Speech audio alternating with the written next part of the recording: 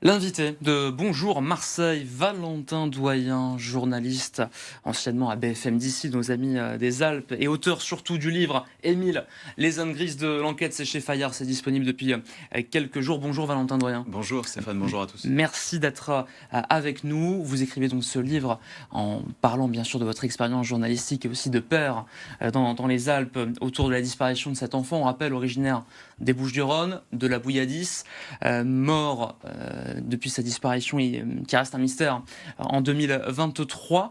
Comment on explique que cette affaire Émile, elle passionne, elle interpelle autant les Français bien au-delà de nos frontières provençales? Une tragédie et un mystère. C'est une tragédie parce que c'est l'insouciance qui a volé en éclats, c'est un enfant qui est décédé.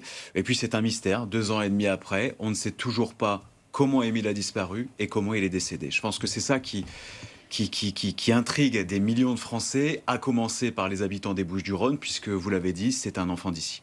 Un enfant originaire de la Bouilladis, les grands-parents qui sont au cœur de cette enquête, même si la piste familiale aujourd'hui n'est pas la seule sur la table, elle reste bien sûr sur la table, avec tout un village qui a été forcément comme le hameau du Haut-Vernay, qui ont été frappés par cette tragédie, ce mystère qui reste un mystère aujourd'hui. Ouais, évidemment, la Bouilladis, c'est le fief de Philippe Vedovini, puisque Philippe Vedovini est ostéopathe, le grand-père d'Émile, et l'arrière-grand-mère d'Émile, Danielle Vedovini, était une institutrice à l'école communale durant de nombreuses années. Ils sont installés dans un quartier sur les hauteurs de la Bouilladis depuis plusieurs décennies. Donc c'est une famille qui vit là depuis longtemps. Et oui, l'impact, je pense, dans les Bouches-du-Rhône et à la Bouilladis est très important, puisque c'est une famille qui est connue, et Émile, comme ses parents, était connu de nombreux habitants du secteur. Émile Soleil, donc, qui disparaît alors qu'il est chez ses grands-parents dans leur maison de vacances au Haut-Vernay, dans les Alpes de Haute-Provence. C'est un petit hameau d'une vingtaine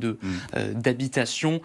Vous êtes l'un des premiers journalistes à vous saisir de cette information, si ce n'est le premier, avec l'antenne bien sûr de BFM d'ici à l'époque. Une photo vous est notamment remise, la photo d'Émile. Mais 2 photos, mais c'est ce que j'explique dans le livre, 2 photos me sont remises le lendemain de sa disparition par son père, Colomban Soleil. La première, il y a Émile qui est en train de manger des chocolats, probablement une photo qui date de Pâques 2023, avec un menton farceur, rieur, il est beau. Et puis, il y a cette seconde photo qui là me saisit, et saisit également des millions de Français.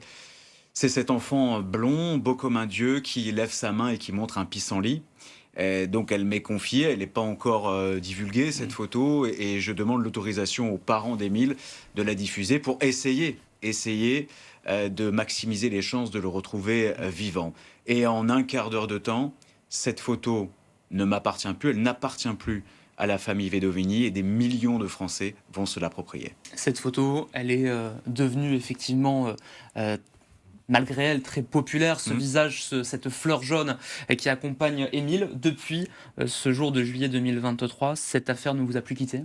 Ah non, oui, ce que je dis souvent, c'est que je pensais que c'était l'affaire d'un samedi. Je pensais vraiment que cet enfant allait être retrouvé, peut-être apeuré, peut-être blessé, mais retrouvé, puisque je connais les lieux, et je me dis que c'est pas possible, comme beaucoup de personnes qui connaissent l'endroit.